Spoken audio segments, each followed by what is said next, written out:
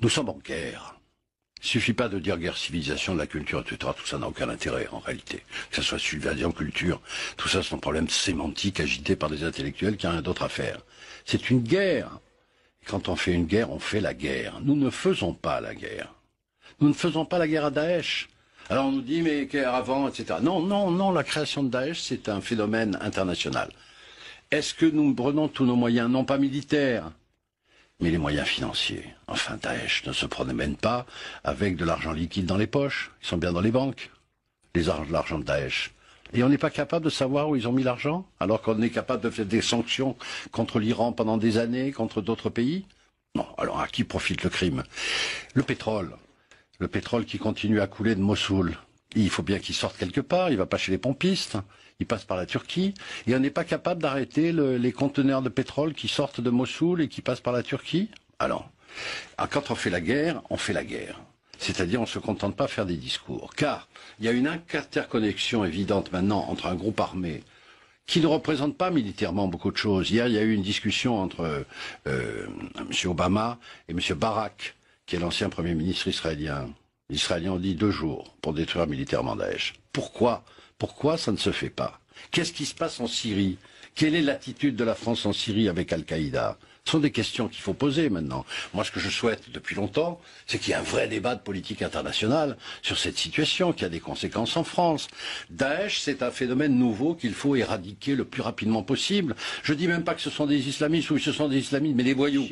Comment peut-on expliquer qu'on ait donné l'autorisation à quelqu'un qui est fiché comme salafiste de rentrer dans un Céveso 2 sans qu'on puisse examiner avant qu'il ait été salafiste? On donne l'autorisation à quelqu'un de pouvoir rentrer dans une usine qui est pleine de bonbonnes de gaz, qui peut risquer un attentat. La coordination n'est pas faite.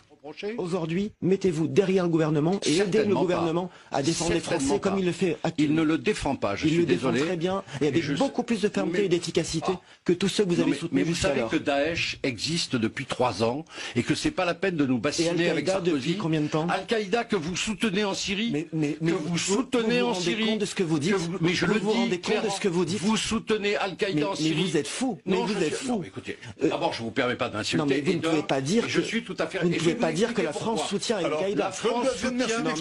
Merci de justifier ces propos assez étonnants. Voilà, non, ils ne sont pas étonnants, je vais vous expliquer. Inacceptable, monsieur. La France soutient les rebelles syriens qui sont soi-disant des rebelles démocrates. Des rebelles syriens démocrates en Syrie contre M. Assad. C'était au début de l'insurrection. Qui a récupéré les rebelles syriens démocrates? Al-Nosra. Qu'est-ce que c'est qu'Al-Nosra? Vous savez bien. Al-Nosra, c'est pas Al-Qaïda? Pas tous les rebelles, vous le savez bien. Ah, pas tous les rebelles. C'est-à-dire, certains rebelles ont été récupérés par Al-Qaïda avec des armes françaises. Monsieur Ghazouani, vous ne pouvez pas dire que la France soutient Al-Qaïda. Nous continuons à fournir des armes à Al-Nosra. Par l'intermédiaire des rebelles syriens. Mais je le dis, je l'ai dit à M. Le Drian en commission de la défense, je l'ai dit à M. Fabius, comme tous les autres députés. Il va falloir éclairer tout ça. L'attitude de la France en Syrie n'est pas en Syrie alors soutenir Assad contre Assad, mais ne pas se mêler de cette affaire. Nous avons pris position pour les sunnites. Nous sommes les alliés inconditionnels de l'Arabie saoudite et du Qatar avec les sunnites. On sait très bien que l'Arabie saoudite soutient les sunnites d'Al-Nosra. Ils sont armés contre Assad parce qu'Assad il est chiite. Tout ça c'est un problème complexe que peut-être vous ne connaissez pas, mais renseignez-vous.